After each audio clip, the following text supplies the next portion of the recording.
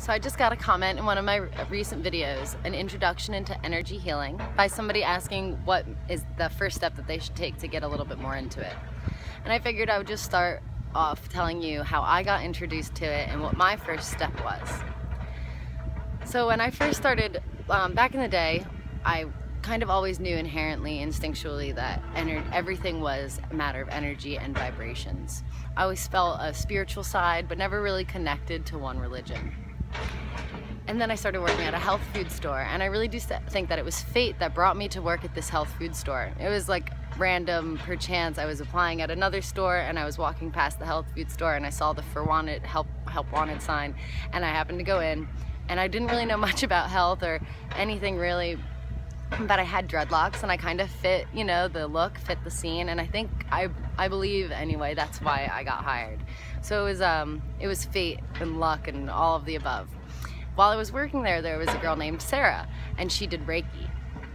And she was giving free Reiki, or she was just learning how to do it maybe at the time, and she was giving free Reiki sessions out to all the people that worked there. And I was just so excited. It all made a lot of sense to me, you know, the energetic healing and how Reiki works, which is just somebody, she doesn't touch you, she lays her hands over top of you and works with your energy systems in your body and tries to heal them and balance them through her energy, a manipulation of energy. I'm not really sure exactly the technicals, but I will make a video down the line when I learn a little bit more about Reiki. But she tried to do a Reiki session on me, and in the end she told me I was the hardest person that she's ever had to do one on, that it was very difficult for her and she couldn't really feel anything. Well, back then, I was just out of high school, about 18, and I didn't really feel much, not like emotionally. I had emotions and I had feelings, of course, but I couldn't pick up people's energies. I was very good at analyzing. So we had a conversation afterwards, a very, very long, in-depth conversation about just like certain things going on at work, and you know, it was a long time ago, so I don't really remember what the conversation was about. But in the end, a lot of things that she realized or picked up from people, perceived from people through feeling, being the Reiki teacher that she was, and being the intuitive, sensitive person that she was, she could pick up a lot of these things, and I agreed with her and picked up on a lot of the same things. However, instead of feeling it, I was over-analyzing these people and figuring it out through analyzation and constant thinking, and just like going over it and over it and over it again in my mind, which isn't a bad thing. To be over analytical or to be over observant isn't a bad thing, and I've actually kind of lost a lot of that. But it's not that I can't read the same things that I was reading before, but instead of over analyzing their little nuances with my brain, I've kind of touched more with my instincts and can pick it up through feeling. So I will give you a little example of how I kind of started working with feeling things, okay? And again, not feelings, but feeling other energies, perceiving and picking up with other energies. So you can start with crystals. If you pick up a crystal or a stone, quartz, amethyst, any one that you might find lying around, close your eyes and try to see if you can feel a difference, feel a warmth or an energy or a surge of something in your hand. Maybe you can look up, I would try to feel the crystal first, but then look up what the crystal does and see if you can notice that specific feeling. Or just get close to them. You can hold it in your hand, you can put it on your heart, you can put it on your head, close your eyes, and just try to feel. But before you even go there, what you can do to help you with that is meditation, which is something that I really need to do more of, and hopefully I do start doing more of it soon.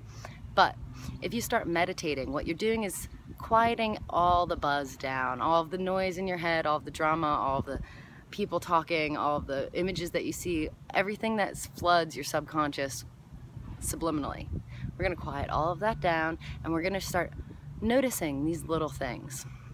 You can sit and be quiet. Try to notice the way the air feels on your skin. Instead of trying to block out all the noises, maybe try to listen to them very carefully and just hear each and every little noise. You can try to follow a meditation online. I will make one for you guys eventually, a guided meditation, but again, like once I get a little bit more into it myself and I'm super confident with it and knows what works for me so that I can tailor it to use, you know, something that would be easy and a good step. But trying to feel yourself, trying to notice, becoming quiet, becoming more sensitive. Meditation, number one, is one of the first major things that you can do to try to help you become more sensitive and I keep saying become more sensitive, and what I mean is by being able to feel external energies. And then you can move on to crystals. You can even do herbs and things like that, but it's a little bit different. But you can try even when you're eating. Sensitivity all around. You try it. Do you take an herb, or say you eat a certain meal, a high-fat meal versus a high-carb meal, and notice the difference that it makes. If you can't even notice a little bit of a difference between two different meals because your mind is so preoccupied with all of these other things, then that's where you need to start. You need to start with the physical things first. Notice how your body feels when you eat certain meals. Notice how your body feels when you're around certain people. All of these things, just start noticing, start being more aware, and then you can start go out into nature, try to see how that makes you feel. Keep even a little journal of it. Maybe keep track of your dreams. All these things are going to help enhance your ability when you do start working really with energies. If you can't feel the energies, if you can't really like pick up on them and know when they're there, know what they are when they're around you, you're never going to be able to work with them properly. So that's definitely where you should start. Even colors, you know, how do you feel when you wear a red shirt, or where you wear a bunch of red, something along those lines, you know, compared to blue, or when you're in a red room compared to a blue room, you're going to feel differently. And these are the types of things that you just need to start noticing and picking up on and becoming aware of to get yourself started with energy healing. Okay, so ramble over. I really hope that helps you.